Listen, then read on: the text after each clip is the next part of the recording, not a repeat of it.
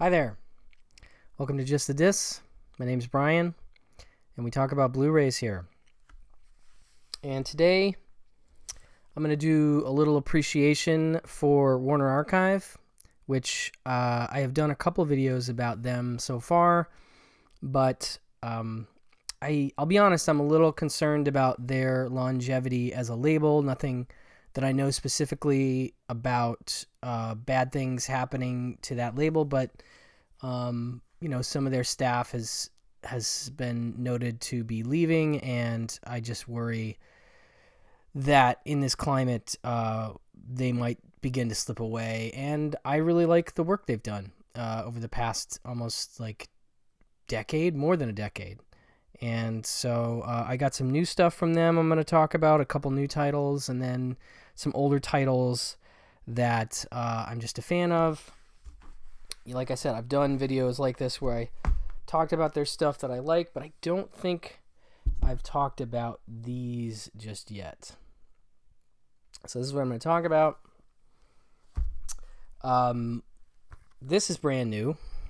This is After the Thin Man, the second Thin Man film, obviously starring Myrtle Loy and William Powell as Nick and Nora Charles, two of the great characters in cinema, one of the great cinematic couples of all time. And I really like this one a lot. As you can see, it also stars James Stewart in a smaller role, as this film is from 1936, I think. So he was not the megastar he would become, but he has an interesting supporting role in this film. Basically, sort of picks up where the first film left off. And by the way, obviously I do recommend you pick up the original Thin Man on Blu-ray. This looks great, and it's just a classic, an absolute classic. So the hope is that now that we've seen this and this, that they're going to continue to put out the rest of the Thin Man films, maybe not in a box set, but at least there's hope that we might get the rest of them, because I would love to see the rest of them on Blu-ray. But definitely pick this up if you don't have it. Well worth your time. An absolute gem that sets the stage for these characters and this long-running series, which is great. So that's the Thin Man. But After the Thin Man, it had been a bit since I'd seen it, and it's great. It's a really good. It starts a little slow. It starts with them getting back home, and showing up in their house, and there's a big party going on for them, welcome back party basically. And then Nora gets a call from her cousin that she needs her to come over for a New Year's Eve party. It's on New Year's Eve, which I think is great. I love movies set around holidays. But then they go over, and her cousin, along with her aunt, which William Powell's character Nick is not a fan of, they sort of bring them into this scenario where the cousin, her husband, has disappeared. And so they want Nick to help them track him down, which they do. And then he is murdered, and it becomes a mystery about who killed him and what their motives were. And there's a lot of great suspects. Joseph Kalia is also in this movie, and he's very good. He's a nightclub owner. But, it's just this classic, William Powell slurring his words, kind of drunk through part of the movie. It's on, part of the movie's on New Year's Eve and into the next day, and so he's definitely drinking on New Year's Eve. But it is really fun to watch him sort of put things together, and how the police detective that's on this case is constantly asking him basically, what should we do next? What do you think? And it's just another great film for these two. And Asta the dog gets a nice little role in this one with a couple key scenes that are wonderful. And I just was delighted to see this one. They're delightful movies, the Thin Man films, I just really love both of these characters and how they help each other and how they exist as a couple and how they support each other. It's just really wonderful.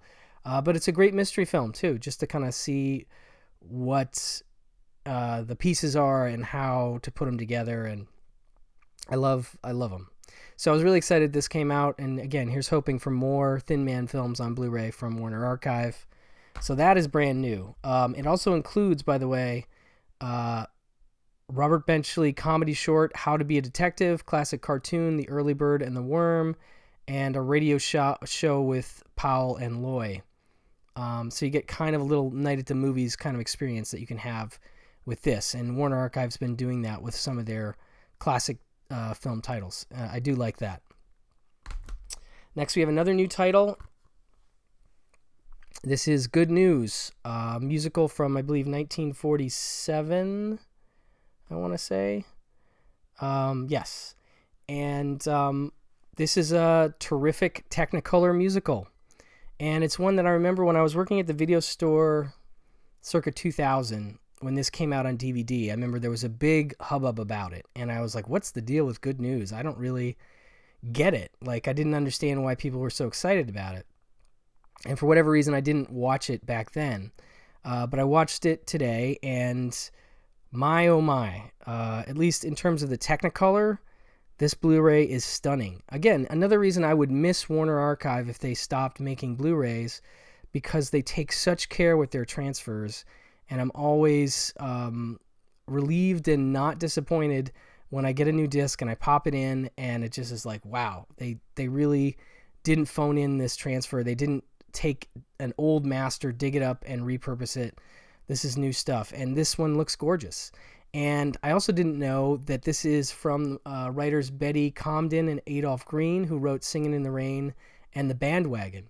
So it's a very buoyant, affable musical, college, musical. And I like old college movies because everybody looks so old in terms of, their college students. In this case, Peter Lawford is one of the stars with June Allison, and he's like the captain of the football team, and he's sort of trying to date this new girl, but she's only interested in rich guys. And there's lots of wonderful musical numbers from the very get-go, but it is just so bright and colorful that I was just sort of marveling at the eye candy of it. I really, sometimes I just like, I'm not a huge musical guy, but sometimes I just like to put on something like this and just kind of like get lost in the colors and the musical sequences. And so this one's very enjoyable stuff. And I get why people were so excited back in 2000 when this came out. Like, they would be even more excited now because this looks just stunning. Really, really great. Well worth picking up. And also has a deleted musical number called An Easier Way, excerpts from Good News from 1930, and Good News and the Varsity Drag. I'm assuming those are just the musical numbers separate from the movie, maybe. But, and an MGM radio promo with June Allison. I always like vintage promos, actually, too. But this came out around the time of After the Thin Man, and is definitely worth your time if you're a classic musical fan, especially a Technicolor musical fan. Definitely get Good News. And here's another relatively recent, within the last, I think, 3 months or so, Esther Williams musical, but really more of a drama, sort of an underdog story, if you will. Esther Williams, Victor Mature, Walter Pidgeon, basically about this little girl who's born with her legs. I think she's handicapped. I'm not sure I forget if it's polio or what, but she has leg braces and she can't walk.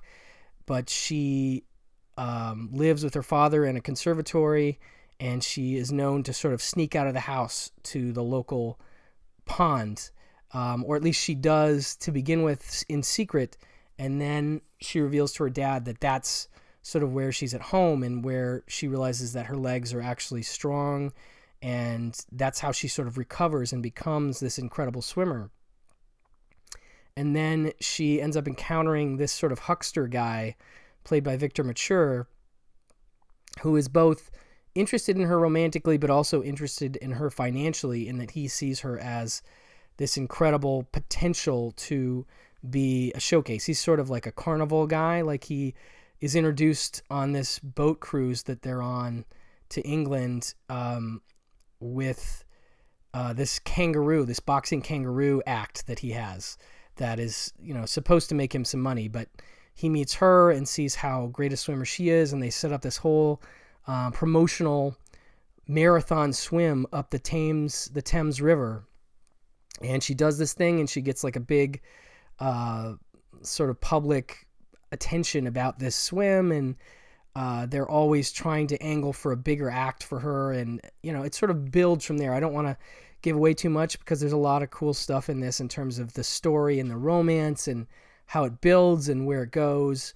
And I was really surprised how sucked in I got. And one of the things that's really cool is you think it's, at least for me, I assumed it was going to be a wall-to-wall musical, which I said I'm not always a fan of. And so I think that's part of the reason I didn't jump on this right away, is I was like, I'm not necessarily in the mood for that.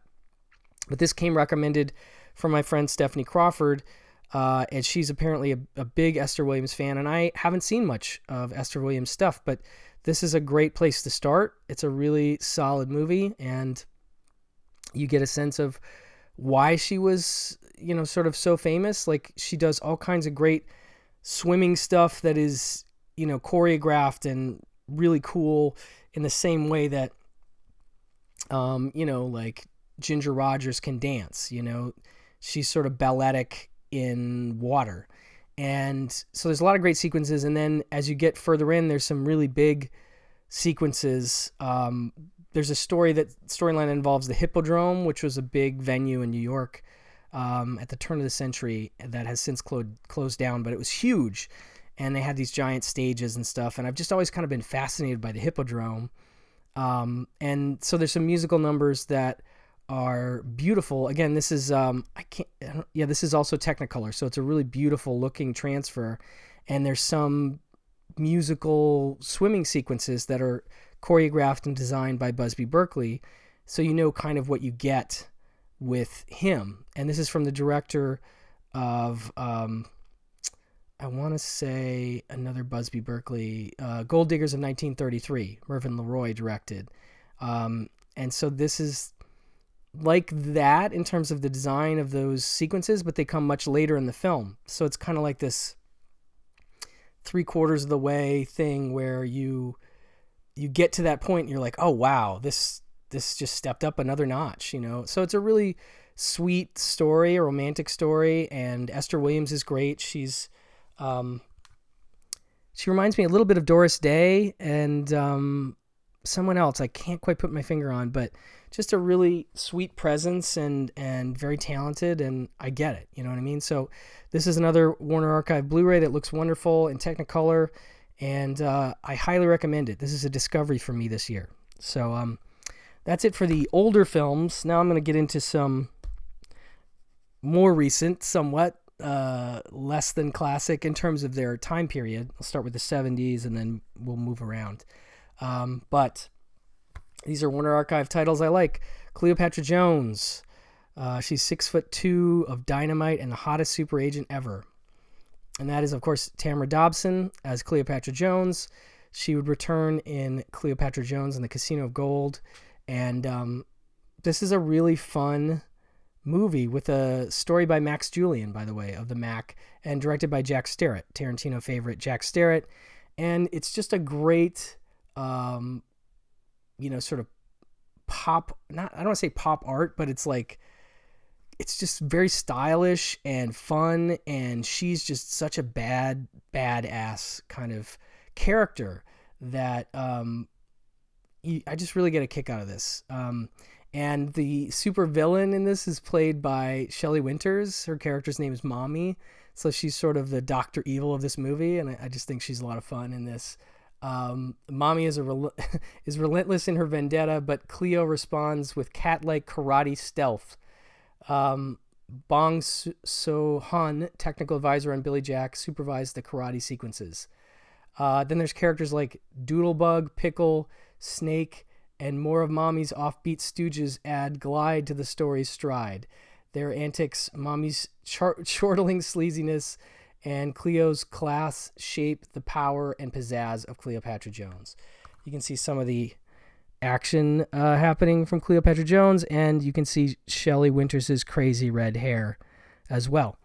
But I just like this one a lot. And again, with these movies, when you put it in, you're going to see a high quality transfer. And this is a movie that looks great and is widescreen 2:4:1. So really widescreen, and was, I think, previously available in like I want to say the disc was not even widescreen, but I could be wrong about that. I just remember that it was one of those snapper cases. It's the last time I owned this, so this was like a big step up. But definitely worth your time.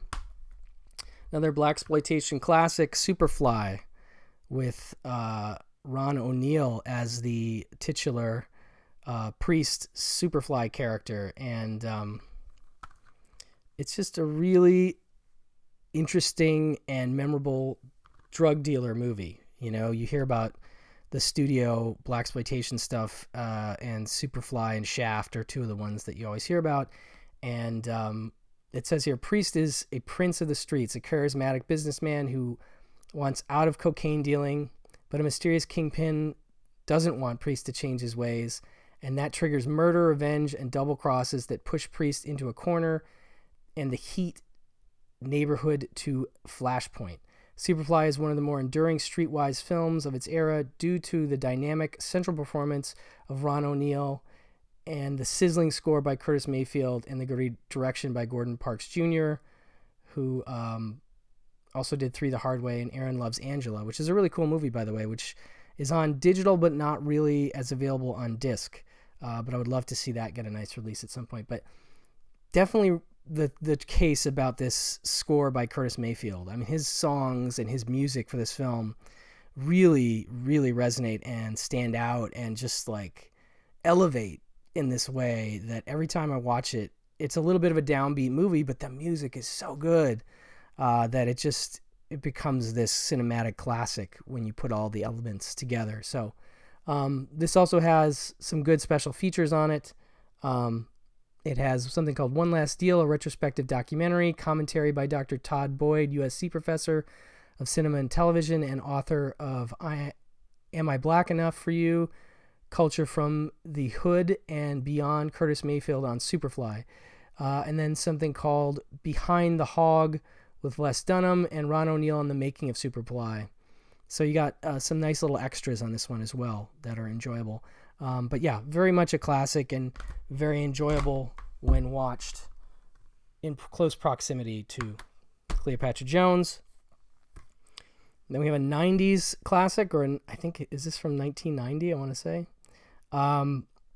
Judgment Night, which is, of course, with Emilio Estevez, Cuba Gooding Jr., Dennis Leary, and you have Stephen Dorff and Jeremy Piven, and it's about a group of old friends who are going to see a boxing match, and their sort of wheeler-dealer friend, played by Jeremy Piven, has scammed his way into sort of renting this big old RV to take them to they're outside of Chicago, and they're going into Chicago proper to see this fight, and they get caught in some traffic and they get off the freeway. This is obviously all pre-GPS, and they get lost in a bad neighborhood in Chicago, and they get themselves entangled in some bad business. They witness some crimes having to do with Dennis Leary's character, and he's particularly evil in this, and then he is sort of hunting them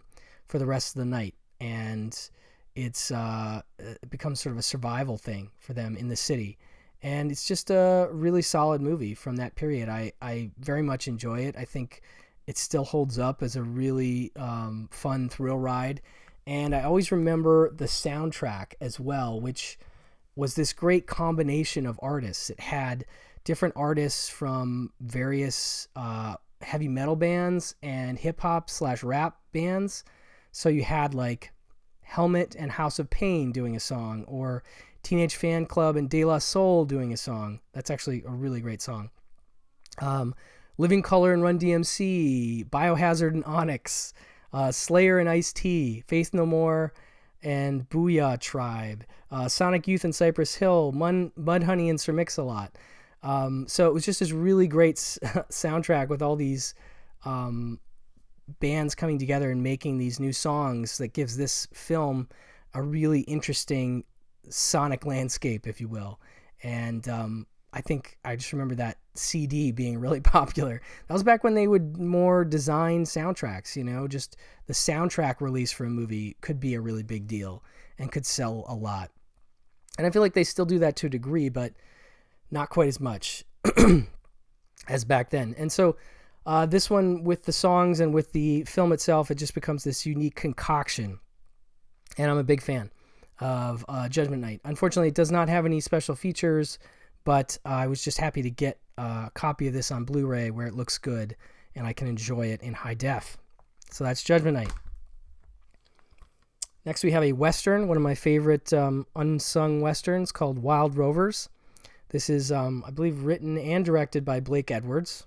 Of course, did the Pink Panther movies and a whole bunch of other stuff. This is one I feel like gets a little bit overlooked. I'll read the back here so you can get a sense of it, but it says, lifelong ranch hand Ross Bodine decides cowpunching is no kind of life, so he and a raw cowboy half his age rob a bank to get the cash each needs to improve his lot. Now, those two characters, Ross Bodine is played by William Holden, and his raw cowboy, half his age, is Ryan O'Neal. And they are actually really good together.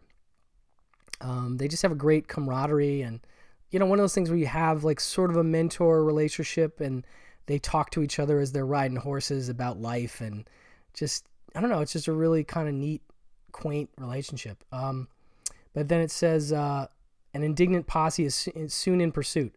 Filmmaker Blake Edwards made his name with The Pink Panther and other comedies, but he also showed great skill in other genres with the thriller Experiment in Terror, the dramas of Days and Wine and Roses, and this nuanced paean to the West.